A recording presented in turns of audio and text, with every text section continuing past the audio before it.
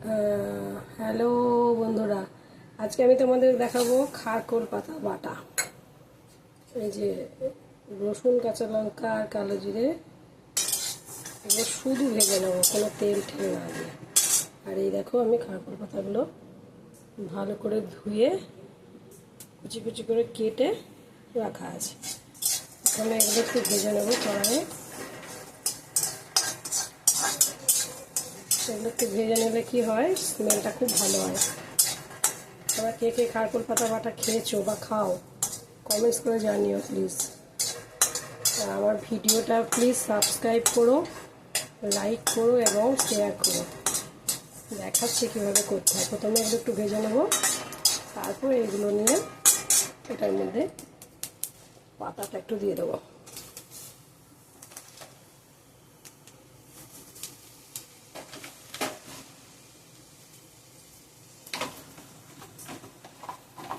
কাঁচাটা বাটি না, এই কারণেই কাঁচাটা বাটলে অনেক সময় গলা চুলকানোর সম্ভাবনা থাকে।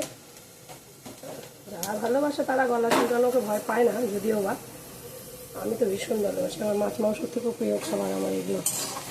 একটুখানি যদি নেড়ে নেওয়া হয়, যে রসটা মরে যাবে, তারপরে মিক্সিতে পেস্ট করে নেবো। তারপরে আবার পুনরায় কড়াইয়ে তেল দিয়ে এটাকে ভাজতে হবে। জাস্ট জলটা মরে একটু ছোটো হয়ে যাবে, ততক্ষণ পর্যন্ত নাড়বো। দেখতে থাকো। দেখো, একেবারে শাক ভাজার মতো হয়ে গেছে। এবার একটু জাস্ট একটু ঠান্ডা হবে, দিয়ে মিক্সিতে এটাকে আমি পেস্ট করে নেবো। এই যে এগুলো আমি সব মিক্সির মধ্যে করে দিয়েছি, এবার জাস্ট পেস্ট করব। পুরো রেডি। তবে এটা একদম মসৃণ করে একেবারে পেস্ট করার দরকার নেই। একটুখানি দানা থাকলে, মানে ছিবড়া টাইপের একটুখানি সামান্য থাকলে টেস্টটা বেশি হয়, ভালো লাগে খেতে। কড়াইয়ে তেল দিয়ে দিয়েছি, কড়াই এবার তেল দেবো।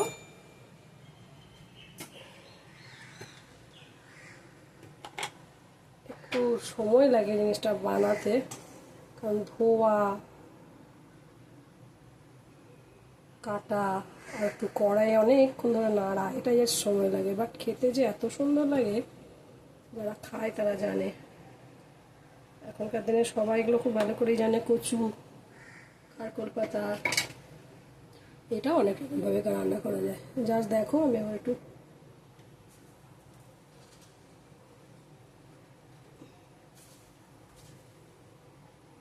কালো জিরে ফোড়ন দিলাম।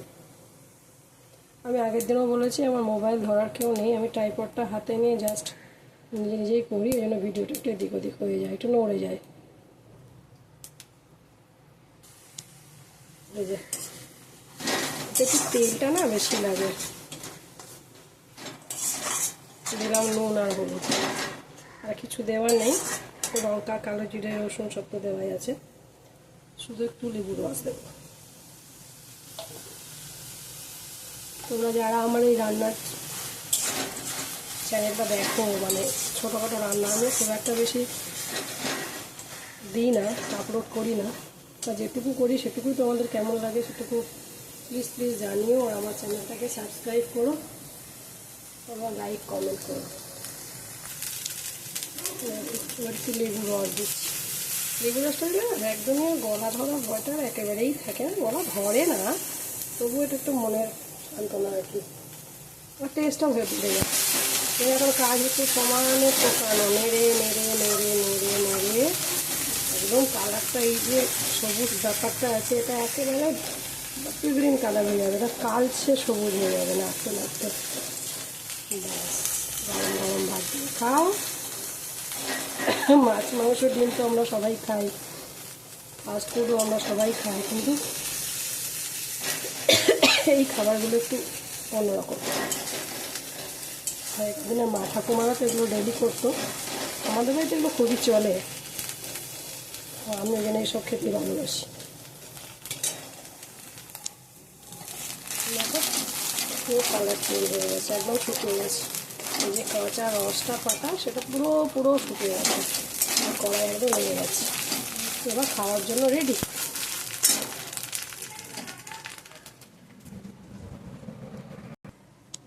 আমার খারকোল পাতা বাটা একদম রেডি।